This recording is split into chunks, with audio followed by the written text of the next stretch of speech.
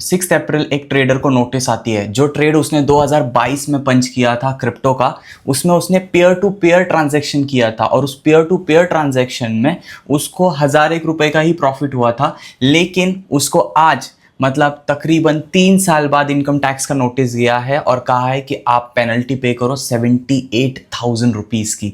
है ना ये शॉकिंग। और इनकम टैक्स अभी बहुत सारे ट्रेडर्स और इन्वेस्टर्स के साथ, जिन्होंने भी P2P ट्रांजैक्शन किया था, जिन्होंने भी क्रिप्टो में ट्रांजैक्शन किए थे, उन सबको नोटिस भेज रहा है। और ये तो बस एक ट्रेलर है, क्योंकि FIU financial intelligence unit India का पूरी तरह एक्टिव हो गया और सब लोगों को ऐसे पकड़ देख देख के पकड़ रहा है। आप इस आर्टिकल में देख सकते हो KYC नहीं किया, उसके वजह से ये सारा झमेला हुआ है। और देखा गया तो पेयर टू पेयर ट्रांजैक्शन क्या होता है वो भी मैं अभी आपको समझा देता हूं। देखो यूजुअली क्या है कि दो करेंसी का जब एक्सचेंज होता है तो उसमें एक इंस्टीट्यूशन या बैंक्स का रोल बहुत ज़्यादा इंपॉर्टेंट होता है। लेकिन इंस्टीट्यूशन और बैंक के बिना अगर आप कोई भी कन्वर्जन कर रहे हो तो उसको हम P2P का कन्वर्जन कहते हैं। मान लो मेरे पास USDT है, मतलब मान लो मेरे पास डॉलर है और मुझे उस डॉलर के अगेंस्ट मेरे इंडियन बैंक में रुपीस चाहिए, क्योंकि मैं डॉलर का इंडिया में क्या ही करूँगा।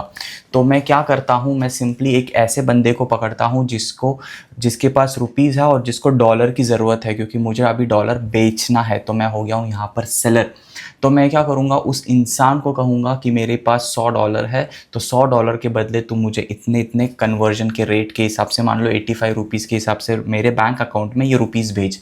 अब जो सामने वाला जो बंदा है, अगर उसकी KYC प्रोसेस नहीं हुई है और आपके पास उसके बैंक अकाउंट से आपके बैंक अकाउंट में अगर ₹8,500 आ जाते हैं, तो वही सारा झमेला शुरू हो जाएगा फिर आपके भी बैंक अकाउंट का। और आपका भी KYC अगर प्रोसेस अच्छे से नहीं हुआ होगा तो उसके लिए भी वो एक अलग से झमेला शुरू हो जाएगा। तो फिर sir pair to pair transaction तो इलीगल हुआ। इलीगल भी नहीं है और लीगली रेगुलेटेड भी नहीं है। ये ऐसा ग्रे एरिया है जहां पे अभी तक कंप्लायंसेस और रूल्स और रेगुलेशन प्रॉपर ले डाउन नहीं हुए हैं। आपको मैं एक छोटा सा एग्जांपल देता हूं। ये है FIU की वेबसाइट। अगर आप इस वेबसाइट पे जाओगे ना, तो इनके यहाँ पर अगर कंप्लायंस ऑर्डर में जाओगे तो कंप्लायंस ऑर्डर में आप पहला कंप्लायंस देखोगे 6 मार्च 2025 का कॉइन बेस को लगा था।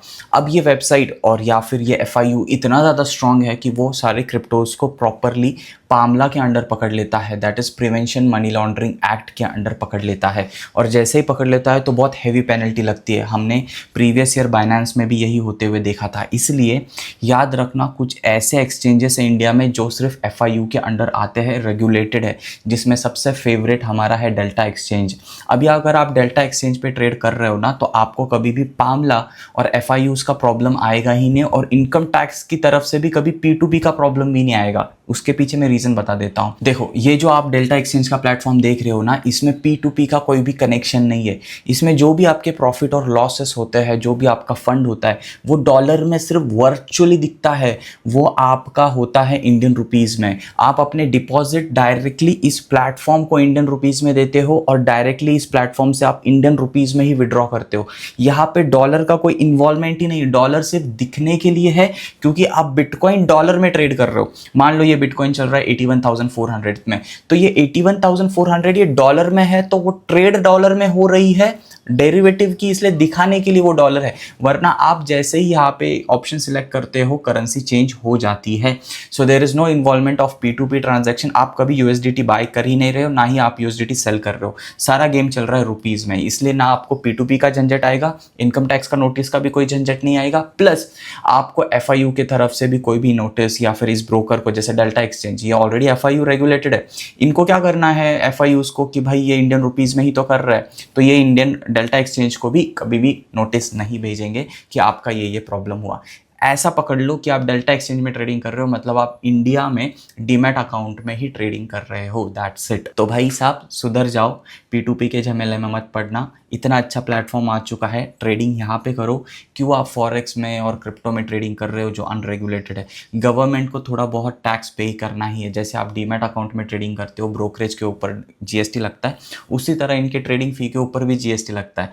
आने वाला वीडियो में ट्रेडिंग फीस के ऊपर ही बना देता हूँ, आपको वो डाउट हो तो वो उसके ऊपर भी वीडियो बना देता हूँ कि अगर सर ये डेल्टा एक्सचेंज बहुत ज़्यादा ट्रेडिंग फ़ी ले रही है क्या, पूरे दुनिया के टॉप के 5 एक्सचेंजेस जो भी ब्रोकर है उनका ट्रेडिंग फीस और डेल्टा एक्सचेंज का ट्रेडिंग फी कंपेयर करके बता दूंगा, तो आपका ये भी डाउट सॉल्व हो जाएगा। और हाँ, अगर आपको मेरे साथ ट्रेडिंग करनी है व्हाट्सएप के कम्युनिटी के थ्रू, डेल्टा एक्सचेंज में क्रिप्टो में बहुत एक्टिवली हम ट्रेड करते हैं, बहुत अच्छे प्रॉफिट्स भी लेते हैं, तो आपको सिंपली करना क्या है, बस लिंक के थ्रू अकाउंट ओपन कर लो। डिस्क्रिप्शन में पहली लिंक डेल्टा एक्सचेंज की है।